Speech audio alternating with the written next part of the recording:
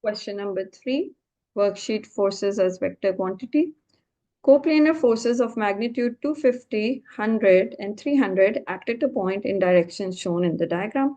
The resultant of the three forces has magnitude r Newton and acts at an angle of alpha anti-clockwise from the force of magnitude 100 newtons. That means here the resultant of these three forces would be somewhere over here, and it's saying anti-clockwise from this force, so alpha degree would be over here. Okay. Now we have to find the value of r and the value of alpha. So for r, we know r is found by applying Pythagoras on its horizontal and its vertical components, that is r equals square root rx squared plus ry squared. Now the question, and also theta is found through tan inverse ry upon rx. Okay, now the question is, how do we find Ry and Rx? So Rx is simply first find all the components of these three forces in the x direction. So in this direction, from the lower force, we have 250 cos 70.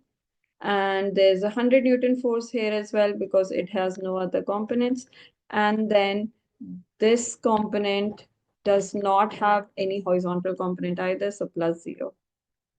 So Rx would be the sum of these three forces since they're all in the same direction, so the fraction won't be required. So 100 plus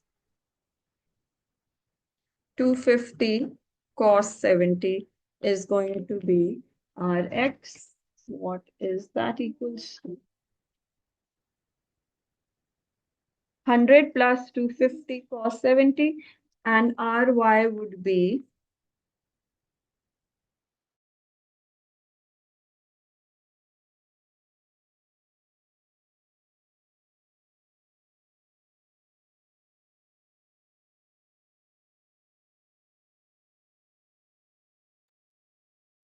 Sorry about that. Okay, so Ry would be, first we need to find all the components of these three forces in the y direction. Then we'll see, do we need to add them or subtract them? The ones in the same direction get added, the ones in the opposite direction get subtracted. Okay, so there's a 300 Newton component in the y direction. So 300, and then there is this component in, no, not this component, not for R. There's no component in the y direction for 100 Newton force. So 300 plus 0. And for the lower one, since it's in the opposite direction or this direction, this would be 250 sine 70. So minus 250 sine 70. Okay, we're going to find these. First one is going to be 100 plus 250 cos 70, which is 185.5.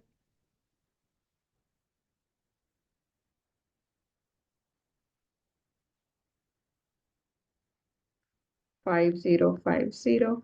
And the other one is going to be 300 minus 250 times sine 70, which is going to be 65.0768. Now, let's use the formula for resultant force. Square the x component of the resultant force, square the y component of the resultant force, and add them.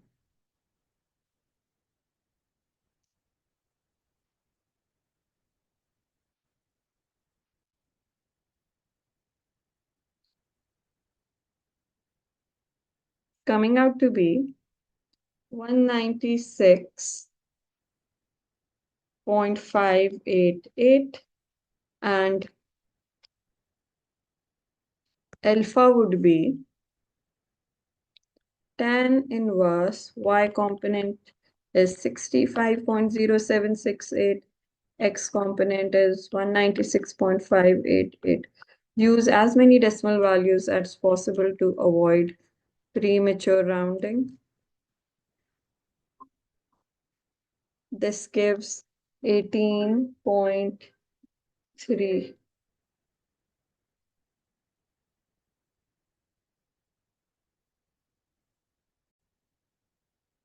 Sorry, this comes out to be 19.3, not 18.3.